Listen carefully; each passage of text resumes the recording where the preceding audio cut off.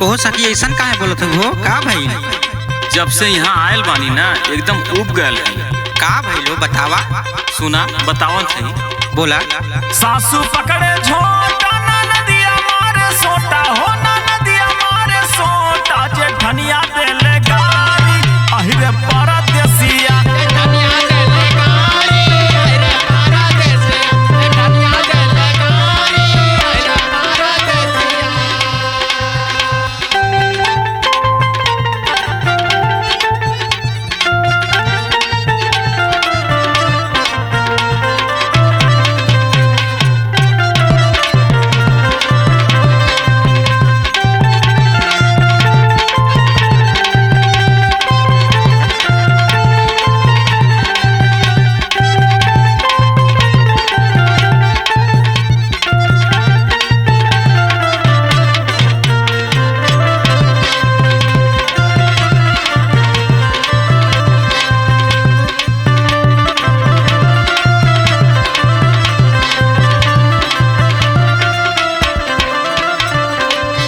सखी तहार सैया कुछ ना बोले ने?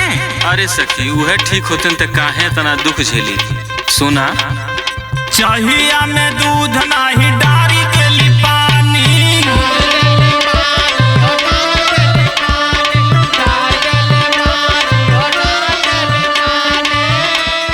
कुल बड़ा सतावेले हो सखी।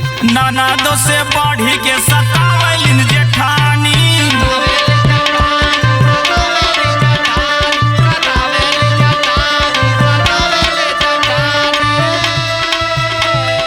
चाहिया में दूध नाही डारी देली पानी नाना दो से बढ़ी के सतावेलिन जेठानी बड़ी बा अत्याचारी अहिरे परदेसिया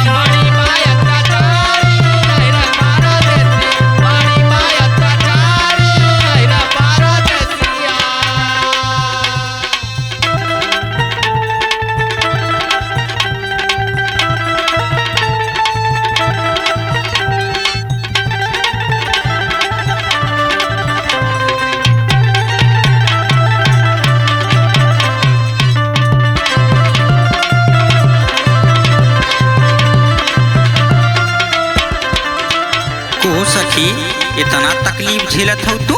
हाँ सखी खाली बुढ़ाऊ हमरे ओरी से बोले ले बस। और सुना बुढ़ाऊ बुढ़ाऊ तीने के तना संभारी है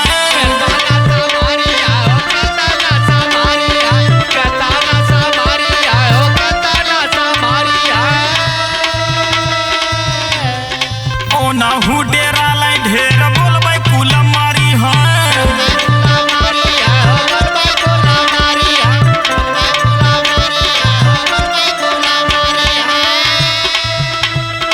बुढ़ाऊ बुढ़ाऊ तीने के तना संभारी है ओ नाहू डेरा लाई ढेर बोलबै कुल मारी है देवरवा देले गारी अहिरे परदेसिया देवरवा देले गारी अहिरे परदेसिया देवरवा देले गारी अहिरे परदेसिया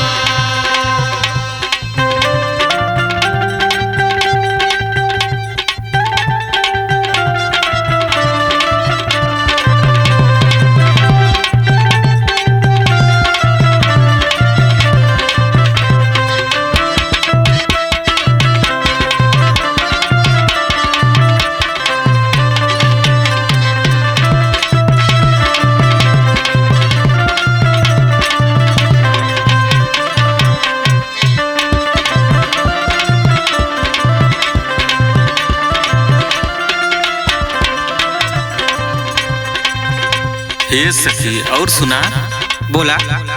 गाँव के लोग मिली सब समझा